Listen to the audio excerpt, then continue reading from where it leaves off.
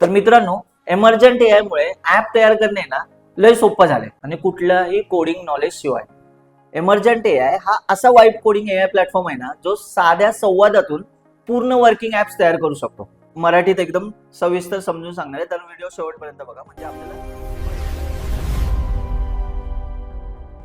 Hello मित्रांनो, आजचा हा व्हिडिओ तुमच्यासाठी अत्यंत स्पेशल ठरणार आहे, कारण आज आपण एका क्रांतिकारी एआय प्लॅटफॉर्म बद्दल बोलणार आहे, ज्याचं नाव आहे एमर्जंट एआय.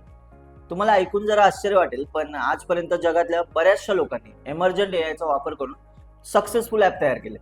फक्त ऍपच नाही बनवले मित्रांनो, तर या लोकांनी या प्लॅटफॉर्मच्या मदतीने कोडिंग शिवाय महिन्याला हजारो डॉलर म्हणजे लाखो रुपये कमवले. पूर्वी जर आपल्याला स्वतःचा कोणताही डिजिटल बिझनेस किंवा फूड डिलिव्हरी ऍप जर सुरू करायचा असेल, तर लाखो रुपये खर्च करावे लागायचे किंवा कोडिंग शिकण्यासाठी महिने किंवा वर्ष द्यावे लागायचे. पण एमर्जंट एआयने हे सर्वच बदलून टाकले. एमर्जंट एआय हा असा वाईब कोडिंग एआय प्लॅटफॉर्म आहे ना, जो साध्या संवादातून पूर्ण वर्किंग ऍप्स तयार करू शकतो. तुम्हाला फक्त एका मित्राशी गप्पा मारल्यासारखं एआयला सांगायचंय की तुम्हाला कशा प्रकारचं ऍप बनवून हवंय आणि ते लगेच तयार होतं. आज या व्हिडिओमध्ये आपण हेच पाहणार आहोत की या शक्तिशाली एमर्जंट एआयचा वापर करून स्वतःचं फूड डिलिव्हरी ऍप कसं तयार करू शकतो. चला तर मग स्टार्ट करूया. मित्रांनो, आता ना माझ्या स्क्रीनवर तुम्हाला एमर्जंट एआयचं डॅशबोर्ड दिसतंय, म्हणजे तुम्हाला होम पेज आपण याला म्हणू शकतो. या डॅशबोर्डवरचं ना प्रत्येक टॅब आणि आपल्याला सगळे बटन वगैरे फीचर्स आपण मराठीत एकदम सविस्तर समजून सांगणार आहे, तर व्हिडिओ शेवटपर्यंत बघा म्हणजे आपल्याला एमर्जंट एआयचे सगळे फीचर्स आपण व्यवस्थितपणे वापरू शकू. आता बघा, या स्क्रीनच्या बघा डाव्या कोपऱ्यात तुम्हाला दिसतंय, इथं दोन टॅब दिसत आहेत. एक ऍप बिल्डर दिसतंय आणि एक होम दिसतंय. या होम टॅबमध्ये आपल्याला ना मेन इंटरफेस इथे मिळतो, म्हणजे हा सगळ्यात महत्वाचा इंटरफेस, जिथे आपण आपला प्रोजेक्ट सुरू करतो किंवा जुने प्रोजेक्ट असतील ना तर ते मॅनेज पण करू शकतो. इथे बघा, इथे प्रोजेक्ट ड्रॉप डाऊन दिसतोय. या ठिकाणी आपल्याला प्रोजेक्ट आहे ना तयार करता येतं किंवा एक्झिस्टिंग प्रोजेक्ट आपण निवडू पण शकतो, जसं मी आत्ताच तुम्हाला सांगितलं. आता ना सर्वात महत्वाच्या भागाकडे जाऊया आपण. एक महत्वाचा भाग म्हणजे काय, या प्लॅटफॉर्मचा कोर क्रिएशन एरिया. तर ना या भागामध्ये ना आपल्याला मेनली तर तीन गोष्टी बघायला भेटतात. पहिलं म्हणजे ना आपल्याला बघा, इथे फुल स्टॅक ऍप, मोबाईल ऍप दिसतंय आणि एक लँडिंग पेज दिसतंय. तर मित्रांनो, फुल स्टॅक ऍप वापरून वेब ऍप्लिकेशन आणि बॅकएंड सिस्टम तयार करता येते, म्हणजे आपल्याला फ्रंट एंड पण असतो, बॅकएंड पण असतो. मोबाईल ऍप वापरून आपण अँड्रॉइड आणि iOS ऍप्लिकेशन पण तयार करू शकतो. लँडिंग पेज वापरून आपण मार्केटिंग वेबसाईट किंवा बिझनेस लँडिंग पेजेस पण आपण तयार करू शकतो. आपण आज काय करणार आहे, तर फूड डिलिव्हरी ऍप तयार करणार आहे, त्यामुळे आपण मोबाईल ऍप हा पर्याय घेऊया. ठीक आहे, चला बघा, मोबाईल ऍप पर्याय निवड. आता इथे ना खाली आपल्याला प्रॉम्प्ट इनपुट बॉक्स दिसतोय. या ठिकाणी ना आपण आपल्या ऍप बद्दल माहिती देणार आहे, म्हणजे प्रॉम्प्ट जेवढा सविस्तर असेल ना आपला, तेवढा रिझल्ट आपल्याला परफेक्ट भेटणार आहे. आता इथे खाली तुम्हाला दिसतंय का, अटॅचमेंट आयकॉन दिसतोय. याच्या मदतीने आपण काय करू शकतो, इमेजेस किंवा UI डिझाईन किंवा लोगोज आपण अपलोड करू शकतो. याच्याच बाजूला बघा गिटहब इंटिग्रेशन आहे. जर तू आपल्याकडे आधीपासून सोर्स कोड असेल तर तो आपल्याला इम्पोर्ट पण करता येऊ शकतो. आता आपण एक काम करूया, याच्या पुढचं बघा, एआय मॉडेल ड्रॉप डाऊन दिसतंय, म्हणजे कुठला एआय मॉडेल आपण यूज करू शकतो हे दिसतंय. सध्या इथे बघा क्लॉड 4.7 ओपस निवडले. म्हणजे आता तुम्ही ऐकलंच असेल, अँथ्रोपिकचं क्लॉड 4.7 ओपस हे फेमस आहे. मग आता हे जास्त, म्हणजे आपण असं बोलू शकतो की कोडिंग वगैरे यासाठी अँथ्रोपिक जास्त वापरलं जातं. म्हणजे हे अत्यंत शक्तिशाली असं एआय मॉडेल. याच्या मदतीने आपण ऍपचा आर्किटेक्चर किंवा डेटाबेस आणि युजर इंटरफेस एकदम बेस्ट लेवलला, म्हणजे न चुकता बनवू शकतो. म्हणजे त्याच्यामध्ये फ्लॉज कमी असतात असं आपण बोलू शकतो. आपण आवश्यकनुसार आहे ना आपल्याला जे पाहिजे ते मॉडेल आपण निवडू शकतो. आता बघा, याच्या शेजारी आहे ना एक मॅक्स नावाचं फीचर दिसतंय आपल्याला. हे मॅक्स हे फीचर आहे ना, हे एमर्जंटचं खरंच पॉवरफुल फीचर आहे. याच्याबद्दल आता तुम्हाला पुढे पुढे अजून कल्पना येईलच. म्हणजे हा फक्त मॅक्स हा फक्त चॅटबॉट नाहीये, तर तो आपला व्हर्च्युअल डेव्हलपमेंट टीमच आहे. म्हणजे काय, तर आपल्या बरोबर काम करणारी टीम आहे. असं ते UI डिझाईन करू शकतं, बॅकएंड पण करू शकतं, डेटाबेस करू शकतं, बग फिक्स करू शकतं आणि नवीन नवीन फीचर पण ऍड करू शकतं. म्हणजे आता उदाहरणार्थ रेफरल सिस्टीम आपण ऍड करू शकतो, क्रिएट ऍडमिन डॅशबोर्ड करू शकतो, म्हणजे ऍड पुश नोटिफिकेशन करू शकतो, कुपन वगैरे ऍड करू शकतो. अशा कमांड आपण त्याला दिल्या ना तरी मॅक्स आहे ना हे फीचर ऍपमध्ये ऍड करून देऊ शकतं. जर आपल्याला ऍपमध्ये एखादा बग असेल वाटतंय तर मॅक्स तो शोधून फिक्स पण करू शकतो. म्हणजे मी मगाशी जसं बोललो ना की हा पॉवरफुल टूल आहे, सो याच्यामुळे हे बेस्टच होणार आहे. ठीक आहे, आता इथं तुम्हाला दिसतंय मायक्रोफोन आयकॉन दिसतोय. यामुळे आपल्याला ना प्रॉम्प्ट टाईप करण्याऐवजी व्हॉइसने पण कमांड देता येऊ शकते. चला तर मग आपण एक काम करूया, आता आपल्या फूड डिलिव्हरी ऍपचा प्रॉम्प्ट आहे ना पेस्ट करूया.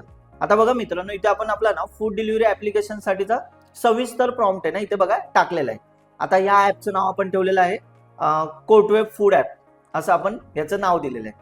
मग आता इथे इथे ग्राहक किंवा म्हणजे जो काही युजर आहे तो रेस्टॉरंट आपला ब्राउज करू शकतो, मेनू पाहू शकेल, कार्टमध्ये आयटम ऍड करू शकेल, ऑनलाईन पेमेंट करू शकेल किंवा डिलिव्हरी पार्टनरसाठी लाईव्ह लोकेशन ट्रॅकिंग सुद्धा उपलब्ध आहे.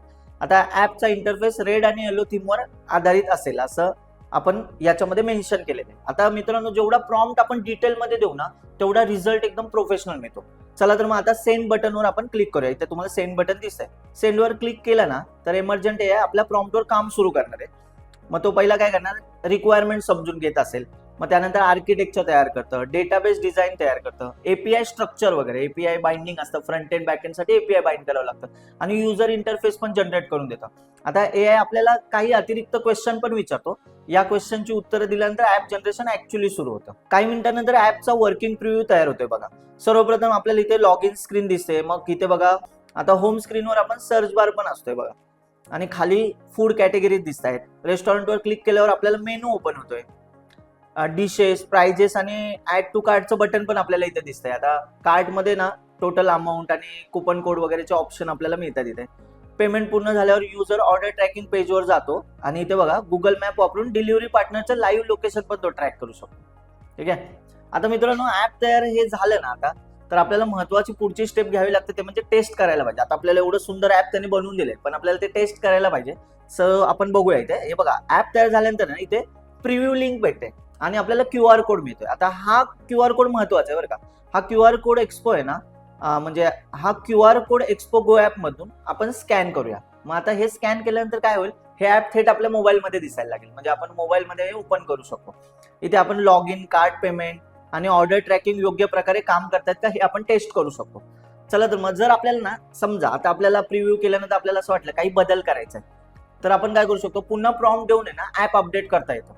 म्हणजे एकदा ऍपची सगळी टेस्टिंग पूर्ण झाली ना मग आता त्यानंतरच आपण ते प्ले स्टोअरला टाकणार आहे. म्हणजे आता जर आपल्याला अँड्रॉइड साठी ऍप टाकायचंय, ऍपल साठी टाकायचंय, तर आपल्याला प्ले स्टोअर आणि ऍप स्टोअर असतात. तर आपला हे कम्प्लीट टेस्टिंग वगैरे झालं ना तर आपण गुगलच्या प्ले स्टोअरवर टाकणार आहे आणि ऍपल साठी ते ऍप स्टोअरवर पब्लिश करणार आहे. मग आता बघा मित्रांनो, एकदा तुमचं हे मोबाईल ऍप पूर्णपणे तयार झाले आणि त्याची टेस्टिंग झाली की ते आपण लाईव्ह डिप्लॉय करण्याची वेळ येते. म्हणजे आता आपल्याला डिप्लॉय करायचंय. त्यासाठी आपण पहिलं काय करूया, पब्लिश टू स्टोर या बटनवर क्लिक करूया. इथं तुम्हाला दिसत असेल. यानंतर आपण ना उजव्या बाजूला बघा इथे डिप्लॉयमेंट पॅनल ओपन झाले. इथे आपण अँड्रॉइड साठी एपीके किंवा ऍप बिल्डर डाउनलोड असं ऑप्शन आहे इथे दिसतोय तुम्हाला, तर त्यावर निवडू शकता आणि स्टार्ट डिप्लॉयमेंटवर आपण क्लिक करतोय. चला हे क्लिक केलं. आता मित्रांनो डिप्लॉयमेंटची पण प्रोसेस तयार झाली, म्हणजे सुरू झाली आता प्रोसेस. मग आता एन्व्हायरमेंट रेडी होत आहे, पॅकेजिंग बंडल, डिप्लॉय आणि हेल्थ चेक अशा सर्व स्टेप्स ऑटोमॅटिकली पूर्ण होतात. हे डिप्लॉयमेंटच्या काही स्टेप्स आहेत. आता हे तुम्हाला याच्यातले डिटेल माहिती नसेल तरी काही हरकत नाहीये, पण तुम्हाला ह्या गोष्टी डिप्लॉयमेंट मध्ये असतात हे थोड्या दिवसांनी पण कळू शकतं जेव्हा तुम्ही स्वतःचा ऍप वगैरे बनवाल. आता बघा डिप्लॉयमेंट यशस्वी झालं ना आपलं, म्हणजे सक्सेसफुल आपण डिप्लॉयमेंट केलं ना तर your mobile app is live असं आपल्याला इथे मेसेज दिसेल बघा. आता तुमचा ऍप लाईव्ह एन्व्हायरमेंट मध्ये चालू झाले. मित्रांनो यानंतर अँड्रॉइड बिल्ड डाउनलोड करण्यासाठी आपण आहे ना गेट अँड्रॉइड बिल्ड या पर्यायावर क्लिक करतोय. म्हणजे आता इथे बघा तुम्हाला गेट अँड्रॉइड बिल्ड नावाचा पर्याय दिसला होता, त्याच्यावर आपण क्लिक केले. आता इथे बघा पहिल्यांदा आपण आहे ना बिल्ड जनरेट करत असू ना तर ऍप नेम, ऍप आयकॉन आणि व्हर्जन नंबर भरावं लागेल आपल्याला. सर्व माहिती भरल्यानंतर आपण कंटिन्यूवर क्लिक करूया. हे सगळं आपण डिटेलमध्ये भरलंय आणि आपण कंटिन्यूवर क्लिक केलं. आता ना आपल्याला एमर्जंट AI आपल्या ऍपसाठी अँड्रॉइड बिल्ड तयार करायला सुरू करेल. ही प्रक्रिया ना म्हणजे ह्याला प्रोसेसला वेळ घेतं. म्हणजे हे साधारण 20 ते 30 मिनिटं याला लागू शकतात.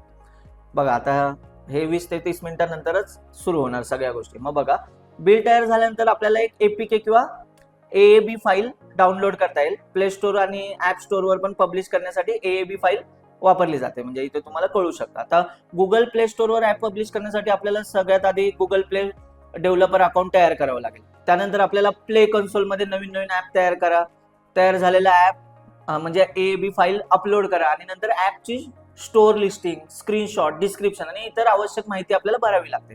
आता ही संपूर्ण माहिती भरल्यानंतर आहे ना, म्हणजे पूर्ण माहिती केल्यानंतर आपल्याला रिव्ह्यू प्रोसेस आपली पार पडेल आणि गुगलची जर म्हणजे त्यांचं जर सहमती मिळाली, आपल्याला त्यांच्याकडनं ग्रीन सिग्नल मिळाला, तर आपलं ऍप आहे ना हे प्ले स्टोअरवर लाईव्ह होईल. तर मित्रांनो एमर्जंट AI मुळे ऍप तयार करणे ना लय सोपं झालंय.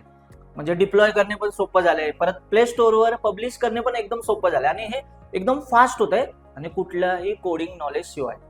म्हणजे आजचं इमर्जंट एआय वापरून तुमचं स्वतःचं मोबाईल ऍप तयार करा, डिप्लॉय करा आणि जगभरातल्या युजर पर्यंत पोहोचवा. तुम्हाला हा मराठीतलं डिटेल ट्युटोरियल आणि इमर्जंट एआयची ओळख कशी वाटली मला कमेंट करून नक्की सांगा. हा व्हिडिओ तुमच्या मित्रांसोबत नक्की शेअर करा, व्हिडिओला लाईक करा आणि चॅनलला सबस्क्राईब करायला विसरू नका. थँक्यू.